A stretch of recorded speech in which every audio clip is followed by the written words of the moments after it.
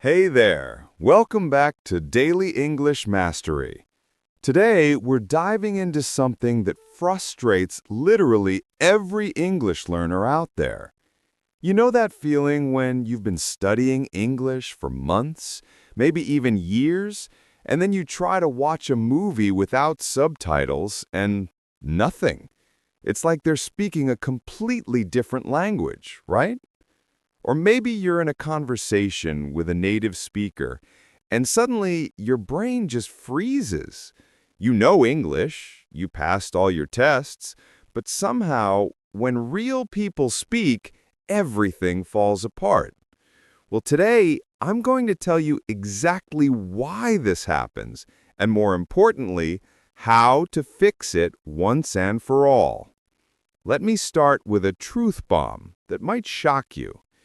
The English you learned in school, it's not fake, but it's like learning to drive in a parking lot and then being thrown onto a highway during rush hour. Nobody prepared you for the real thing, and that's not your fault. Think about it. In your English classes, teachers speak slowly, clearly, pronouncing every single word perfectly. They say things like, "How are you doing today?" with perfect pronunciation. But in real life, native speakers say something that sounds like, "How you doing?" It's all mushed together, one big sound blob that your brain can't decode fast enough. Here's what's really happening. Native speakers use something called connected speech. We don't speak word by word like robots. We connect everything. We drop sounds.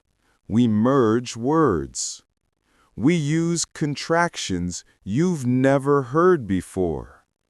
When we say, "I'm going to get out of here," it sounds more like, "I'm gonna get out of here."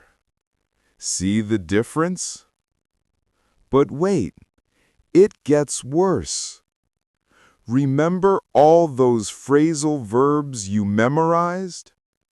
Get up, get out, get over? Well, natives have thousands more that nobody taught you.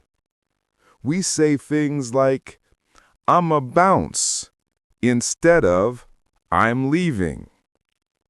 We say, "That's sick," when something is actually amazing. We use slang that changes every few years, and by the time textbooks catch up, we've moved on to new expressions. Now, let me tell you about rhythm and stress. This is huge. English is a stress-timed language. That means we don't give equal time to each syllable like many other languages do. We stress certain words and completely swallow others. The sentence, "I need to go to the store," might sound like, "I need to go to the store." Those little words in between, they almost disappear. And here's something your teacher probably never mentioned. Native speakers think in chunks, not individual words. When I say "a cup of coffee," I'm not thinking about 4 separate words. It's one unit in my brain, one chunk. That's why it comes out so fast and connected. Your brain is still processing word by word while we're already 3 sentences ahead. Regional accents? That's another nightmare. The English you learned was probably either very American or very British. But what happens when you meet someone from Texas, Scotland, or Australia? Suddenly, it's like they're speaking Klingon. Each region has its own way of pronouncing vowels, dropping consonants, and using local expressions. Let's talk about cultural context, too. Native speakers reference things constantly. TV shows, memes, historical events, pop culture. When someone says, "That's a real catch-22," and you don't know it's referencing a famous book, you're lost. Or when Americans say, "It's fourth and long," using football metaphors in business meetings. How would you know that means it's a difficult situation? The speed issue is real, but it's not just about how fast we talk. It's about something called reduction. We reduce everything. Want to becomes wanna. Going to becomes gonna. Should've becomes shoulda. But here's the kicker. We do this unconsciously. A native speaker couldn't even tell you they're doing it unless they really think about it. Now, here's where it gets really interesting. You've probably been told to watch movies and TV shows to improve your English, right? But nobody told you that Hollywood English is its own beast. Actors mumble, they talk over each other. They use inside jokes and references that even native speakers sometimes miss. You're not just learning English, you're trying to decode artistic interpretation of English. And don't even get me started on informal contractions. You learned don't and won't, sure. But what about wouldn't have? That's would not have smashed into one sound. Or y'all'd have. That's you all would have in Southern American English. These aren't in any textbook, but we use them all the time in casual conversation. The listening materials you practice with were probably scripted, recorded in perfect conditions, with professional speakers. But real life? People talk while eating, while walking, with background noise, with emotions affecting their voice. Someone might be tired, excited, angry, or distracted. All of this changes how they sound. Let me give you a real example. In a coffee shop, someone might say, "Can you give me a sec?" That's, "Can you give me a second?" But with noise, speed, and reduction, it's almost unrecognizable. Native speakers understand because we know the context. We're in a busy place. Someone needs a moment. It makes sense. But you're still trying to decode "Can you gimme a?" And the conversation has already moved on. Filler words are another killer. We say like, you know, I mean, basically, literally, constantly. These words carry almost no meaning, but they're everywhere. Your brain wastes energy trying to process them when you should be ignoring them.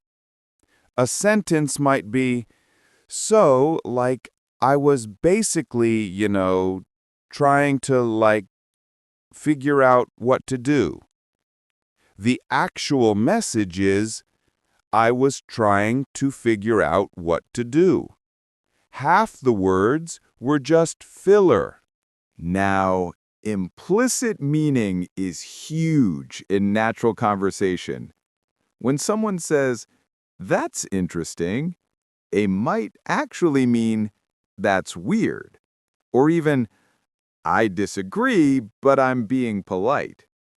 Native speakers read between the lines automatically. We understand that we should hang out sometime often means this is a polite goodbye. We're probably never hanging out. But these subtle meanings, they're cultural, not linguistic. Grammar. In real speech, forget what you learned. We break rules constantly. We start sentences with but and. We end with prepositions. We use fragments. Coffee is a complete question. Later is a full goodbye. We make grammar mistakes and nobody cares because communication happened. The phone and video calls make everything worse. Audio quality, delays, people talking over each other. Your teacher never prepared you for someone saying, "Can you hear breaking up? Try again," while their voice cuts in and out. Or group conversations where 3 people talk at once and somehow everyone understands except you. Here's what really frustrates learners. You study idioms like "it's raining cats and dogs," but nobody actually says that anymore. Real natives say "it's coming down hard" or "it's pouring." The expressions in your textbook might be decades old. Language evolves fast, especially informal language. Emotional speech is another challenge. When people get excited, angry, or sad, their speech patterns completely change.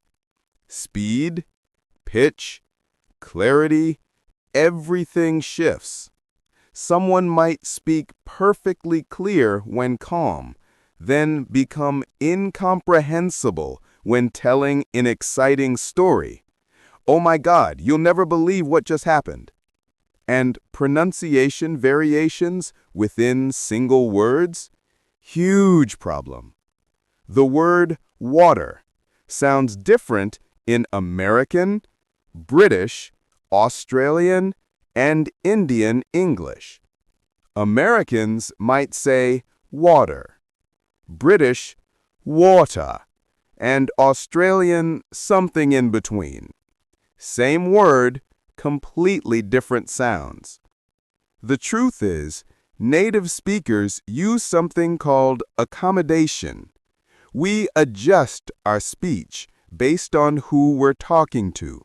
With friends, we're super casual. In business, more formal. With non-natives, we might slow down. But you need to understand all versions, and that's overwhelming. So now that you know why this happens, let's talk solutions. Real, practical solutions that actually work. Because here's the good news. You can absolutely train your brain to understand native speakers. It just takes the right approach. First, stop trying to understand every word. I'm serious. This is the biggest mindset shift you need to make. Focus on catching key words and getting the main idea. Native speakers miss words all the time, and we're fine. Train yourself to be comfortable with ambiguity. If you understand 70% of what someone said, that's usually enough to keep the conversation going. Start listening to content with transcripts, but here's the twist. Listen first without reading. Try to understand as much as you can. Then read the transcript while listening. Finally, listen again without reading. This trains your brain to recognize those connected speech patterns. Do this with real content, podcasts, YouTube videos, not textbook materials. Here's a game changer. Shadow speaking. Find a native speaker video, play a few seconds, pause, and repeat exactly what they said, copying their rhythm and intonation. Don't focus on individual words. Copy the music of the language, the rhythm, the stress, the way words flow together. This rewires your brain to process chunks instead of individual words. Use what I call the subtitle ladder. Start with subtitles in your language, then English subtitles, then no subtitles. But here's the key. Use the same video multiple times. Watch the same episode 5 times over a week. Your brain needs repetition to recognize patterns. Expose yourself to different accents intentionally. Monday, watch British content. Tuesday, American. Wednesday, Australian. Don't try to master one accent first.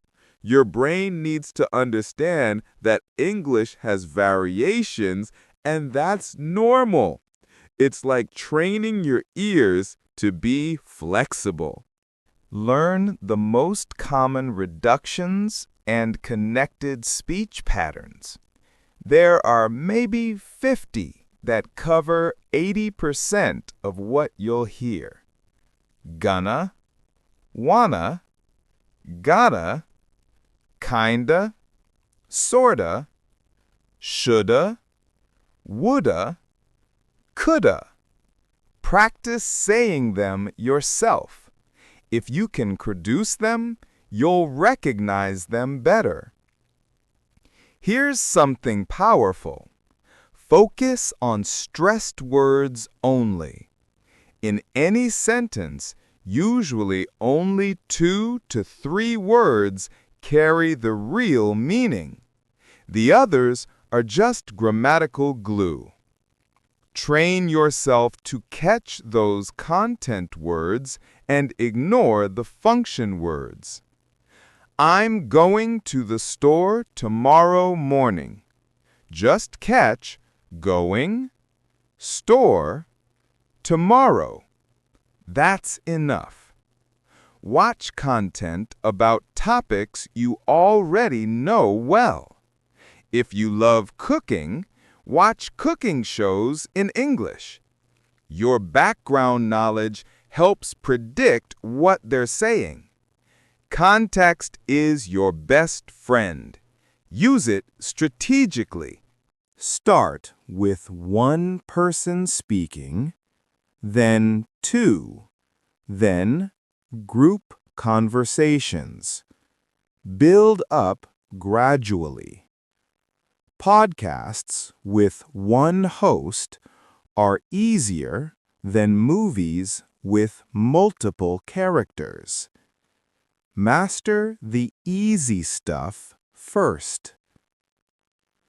Use playback speed strategically. Start at 0.75x speed if needed, then normal, then try 1.25x. When you go back to normal speed, it feels slower.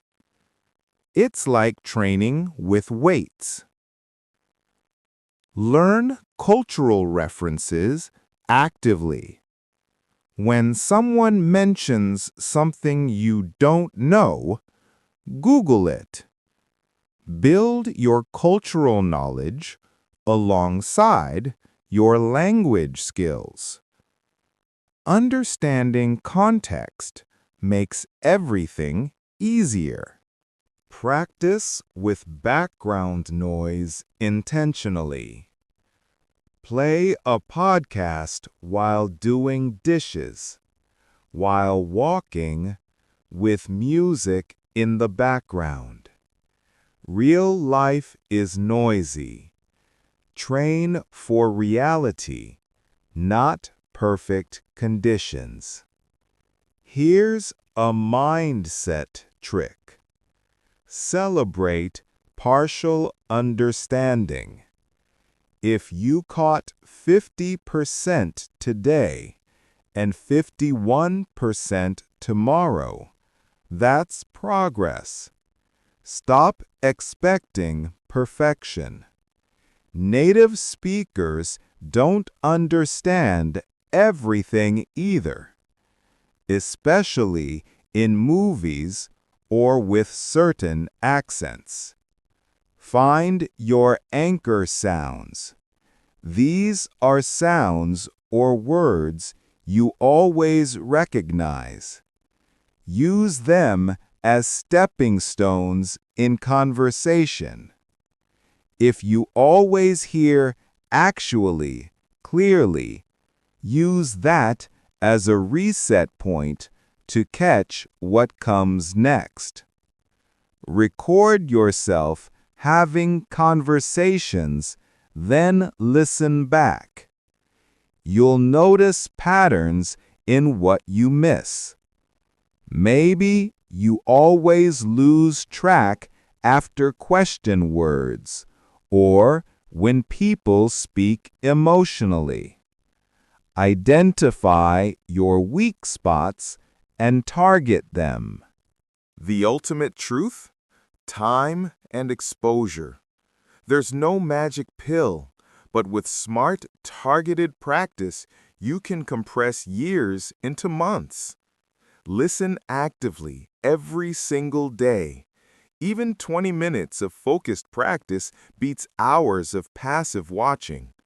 Remember, understanding native speakers isn't about perfect comprehension. It's about successful communication. Focus on understanding enough to respond appropriately. That's fluency, not perfection. Keep listening to this podcast daily. Each episode trains your ears a little more. You're already improving just by making it through this episode. Tomorrow, you'll understand a bit more. Next month, a lot more. Trust the process. Until tomorrow, keep listening, keep practicing, and remember, every native speaker was once as confused as you are. We just forgot what it was like. You've got this.